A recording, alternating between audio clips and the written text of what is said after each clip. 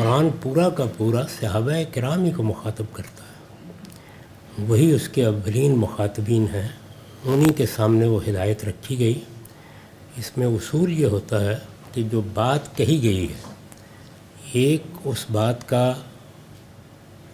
حیت کے لحاظ سے تصور آتا ہے اور ایک اس کی حقیقت ہوتی ہے۔ تو کیا وہ حقیقت وہاں تک رہ گئی ہے؟ یعنی جب میں نے اپنے بیٹے کو یہ کہا کہ بیٹے جھوٹ مت بولا کرو، تو ایک اس کا موقع ہے اور ایک اس کی حقیقت ہے۔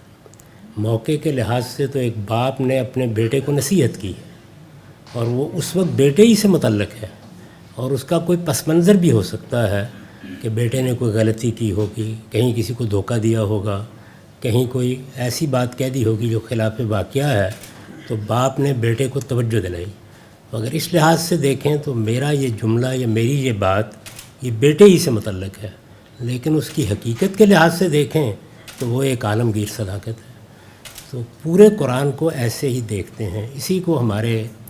جلیل القدر اہل علم اس طرح بیان کرتے ہیں کہ قرآن میں جو بات بھی آپ سے کہی گئی، بلکہ پورے دین میں، ظاہر ہے کہ ہمارے دین کا جو عملی پہلو ہے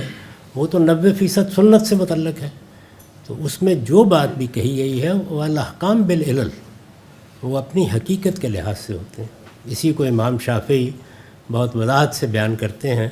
کہ معنی پر مبنی ہے، یعنی ایسا نہیں ہے کہ آپ نے ایک فارم بیان کر دی ہے،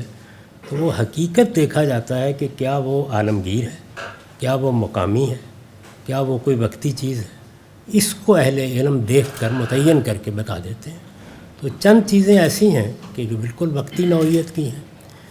ایسی چیزیں بھی ہیں کہ جن کا تعلق بعض حالات سے ہو جاتا ہے، لیکن زیادہ تر جو ہمارا دین ہے وہ انہی عالمگیر صداقتوں پر مبنی ہے، اس لیے قیامت تک وہ آپ سے بھی تقاضا کرتا ہے۔ تو میں نے اس نصرت کے باب کو، جس کے بارے میں آپ نے سوال کیا ہے، دین حق کے زیر عنوان جو ایک مقدمہ ہے میری کتاب کا، اس میں ایمان کے تقاضوں میں بیان کیا ہے۔ یعنی ایک ہے دین میں احکام، جہاد کا حکم ہے، نماز کا حکم ہے، روزے کا حکم ہے، تو یہ احکام کی نوعیت کی چیز نہیں ہے، بلکہ جب میں ایمان لاتا ہوں تو اس سے جو تقاضے پیدا ہو جاتے ہیں آپ سے، ان میں سے ایک بڑا تقاضا ہے۔ جب کبھی بھی اللہ کے دین کو